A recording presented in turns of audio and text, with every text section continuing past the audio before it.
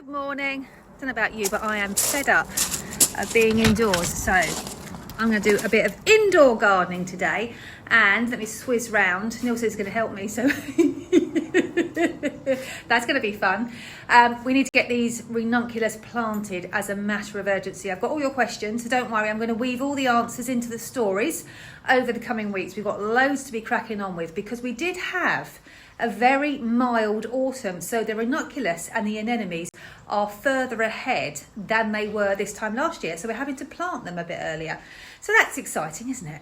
Just to recap, most of you already know, but just in case you don't, these can't go outside. They're pretty good in the low temperatures because they leak the water from their cells. You probably remember we had that cold spell, the foliage collapsed because what they did is they leaked the water out from their cells, which made the plants less turgid, which means they flopped.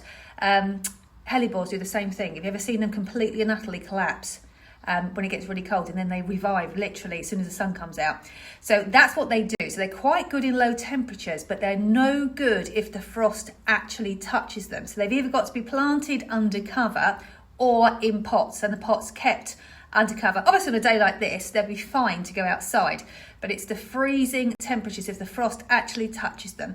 I'll tell you what, let me show you rather than tell you. Checked the weather forecast and it says -7 tomorrow. So I found some more fleece, so I'm going to cover these babies up because if I have it, I might as well use it. Last year, when we cleared the ranunculus bed, we obviously missed 1 or 2 corms and they came up again all by themselves. But if you look at this, this is frost damage. So they've had Neil's frames over them with the lids, but that's what this -5 did to them. So that's the reason why we don't plant out until later in batch 2.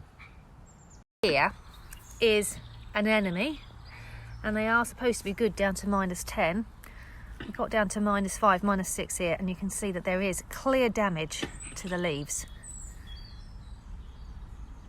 Plants need their leaves for photosynthesis, and actually in particular anemones and ranunculus won't actually bloom until they've got a certain amount of foliage. They'll stay juvenile until that happens. So the last thing you want to do is burn off the foliage that they do have in a frost by being impatient. So I'm going to show you how I'm going to plant mine under cover. I'm going to do some in pots later as well, so you can join in with that. And if you haven't started your anemones and ranunculus yet, hold fire, because you can see from those videos that was February. March tends to be the coldest months of the year.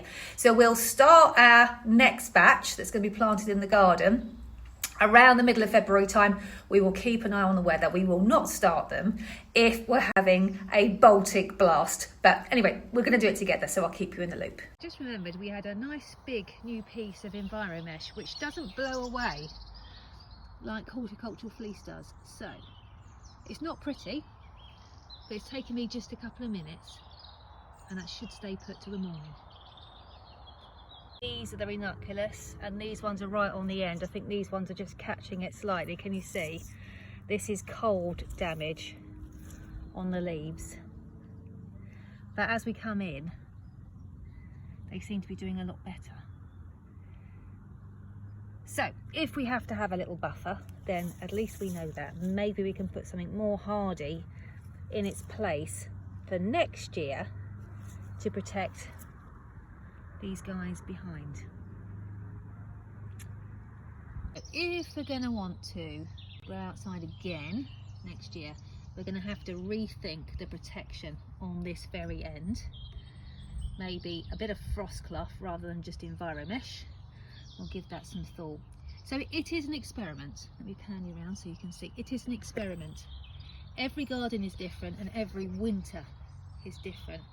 And as we're having a heat wave just at the minute, let me show you this bud, it's absolutely huge.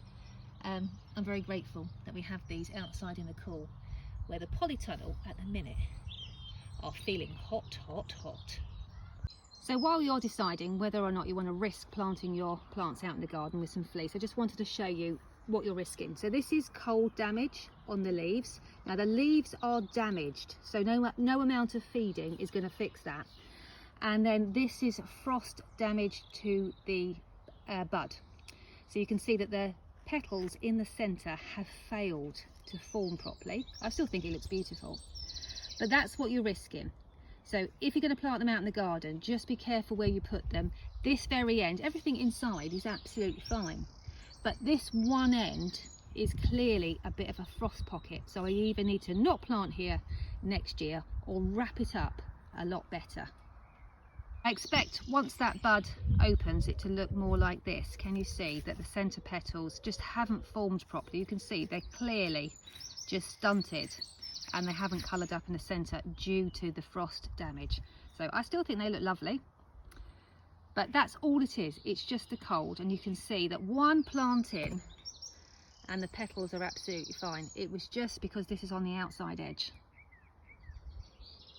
A bit. That is absolutely colossal. In case you're interested, it's called marshmallow. Thought I'd pull this leaf out just to show you. All that's happened is the leaf's died. So if you've got any leaves like this and they're looking really ugly, you can just remove them. Look at these. These are pink perfection. I think you agree, they are perfect.